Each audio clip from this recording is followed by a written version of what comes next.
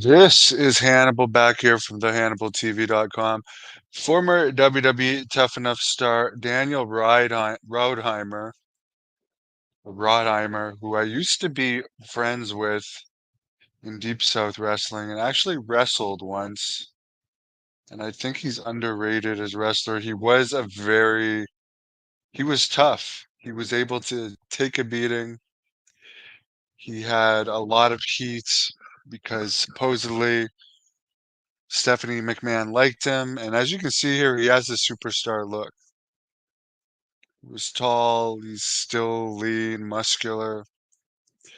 A lot of people thought that Randy Orton may have been jealous of him, and he was ribbed, and believe he basically quit, went into real estate, and it's really sad what's happening now.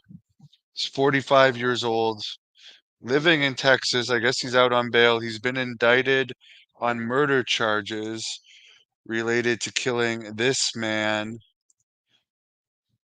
um, who apparently spent 20 years in prison related to, his name is Christopher Tapp, related to a false accusation of a 1996 killing. And he got an $11.7 million settlement. However, I guess Dan Raudheimer and his family were at Resort World Hotel in Las Vegas. And supposedly, this Christopher Tapp had been trying to give Rodheimer's daughter cocaine, and he beat him to death. It was originally thought that the guy just fell and died, but it later came out that I guess Rodheimer, I guess, beat him to death. I mean, that's a horrible drug, and if someone's given that to your kid, fuck, I could understand the anger. But I guess they tapped Rodheimer's phone and got some text messages from his wife. One of the text message from his wife says, "I watched you nearly murder somebody and I had to take your redacted hands off from his neck and laid there as you ran away, and I spent the next 2 hours trying to take care of him. No one should have to watch their husband murder someone." So this leads me to believe that no ambulance was called if she's sitting there taking care of him for 2 hours. Apparently, Rodheimer has a high-profile lawyer who's trying to get the wiretap and text message information struck from the record since it's matrimonial with Rodheimer's wife. He did have some other legal brushes in the past. I have done a shoot interview with Dan Rodheimer. Um, My my only thing that I didn't like about him is he said in that shoot interview he actually tried to ride a bull for this election he was running for in Texas. And as someone who's actually ridden bulls, I mean, I didn't believe him, and I showed some cowboys that I knew that, and they said it was 100% a stuntman. But it's just sad. He could have been a major star in WWE, but he didn't have the politician side to him. And obviously Randy Orton had more pull.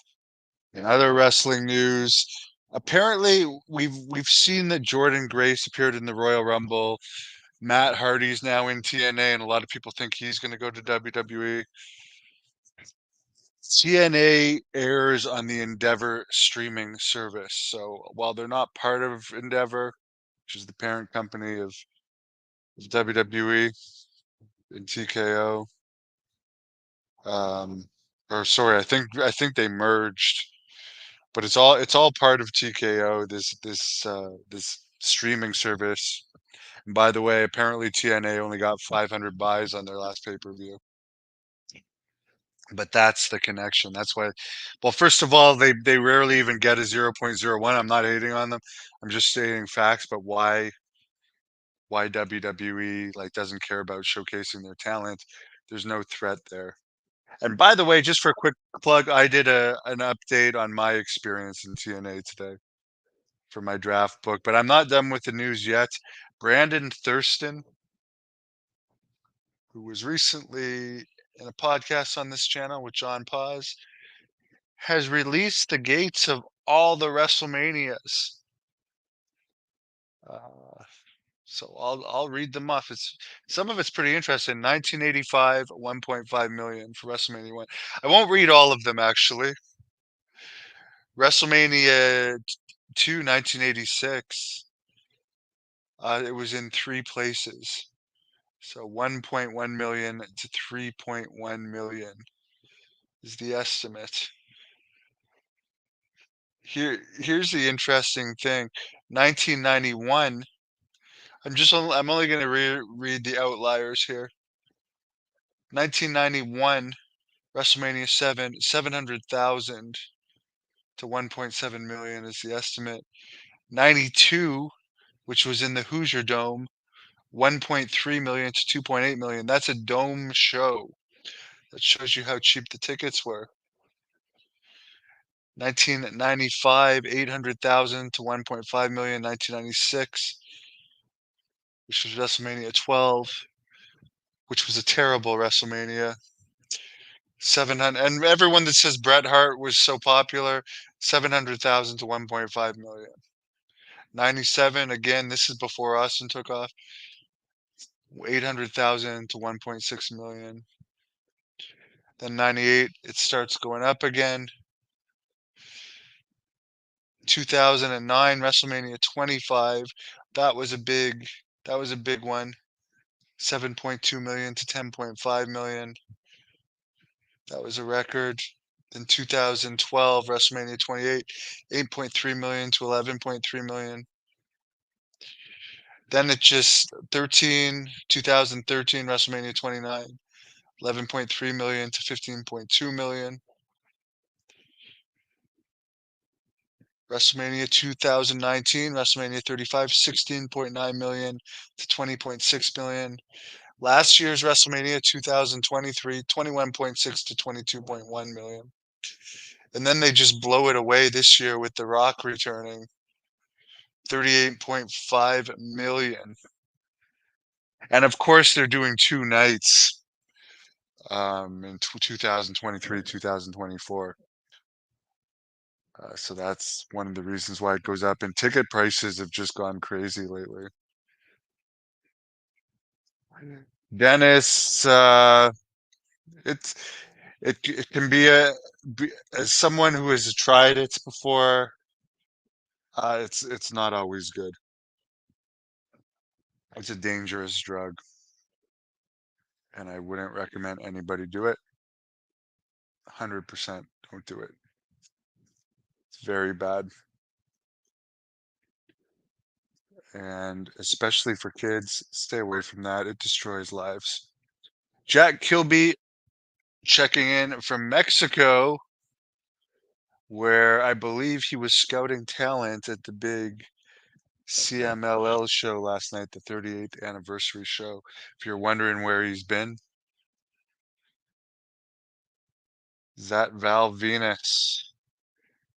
I don't know who you're talking about. Anyways, guys, Jack, enjoy the rest of your trip. It was pretty cold here in Ottawa today. I was doing some outside work at the church where my grandmother's buried this morning. The sun came out for a bit, but by the time I went to the gym later in the day, it was freaking cold. CMLL and Arena Mexico are awesome. I don't think I could sit through CMLL. It's not my style of wrestling as far as watching it on TV, but I would like to go to a CMLL show at Arena Mexico sometime or wrestle for them. Oh, it looks like Val Venus in this thumbnail. It's Dan Rodheimer, who actually had a better physique than Val Venus and was taller than Val Venus. Although I am friends with Val Venus and have interviewed Val Venus twice. Jack Kilby, apparently a Blue Demon Jr. fan. Well, enjoy the rest of your time there, sir. And since you're checking in, he's having a vacation because when he gets back, he's got to start promoting this. We're almost 2 months away. We're 2 days away from 2 months away from Jack Kilby's first Great North Wrestling event, 2024, Napanee, Ontario. I am going to be wrestling on this card. And this is my 16th or 17th day in a row at the gym. Dennis, I had Piper yesterday. She's great. Very, very happy and as feisty as ever. At 14 and a half, I love her so much. Val Venus was a great character. Biggest show in Napanee in years. I think I've did an interview with Brutus Beefcake. Here's what one thing I'll always remember Napanee for. The show that I used Brutus Beefcake for in Napanee was the show where WWE called to hire me on the famous contract that I got rescinded. That was in June 2009. And we had over 600 fans for that one. Then we came back with Hacksaw Jim Duggan. A couple of years later, had a pretty big crowd. Then in 2017, I wrestled Gangrel and we sold the place out. Jack Kilby has signed a legend for this year's Great North Wrestling season, and I don't think you're talking about Paul Roma. He's talking about someone else. He's Angel Medina is not the legend, but he's also going to be at Napanee.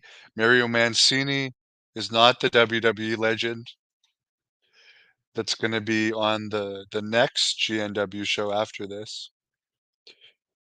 We can tell you, I can tell you right now from my talks with Jack Kilby, I can confirm this. There's going to be at least 2 GNW shows this year.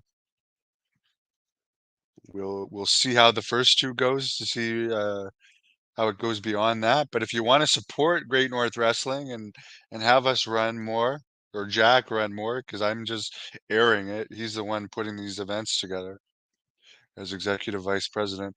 June 29th at Napanee tickets are on sale now at ticketweb.ca. Jax is a huge and powerful legend.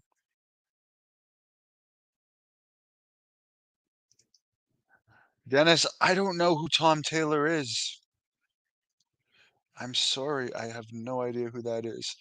So June 29th, Napanee tickets at ticketweb.ca, and they'll be at the arena too sometime next month. I'm sure Jack will keep you posted. Please give this video a like. Arriba to you, Jack, in Mexico.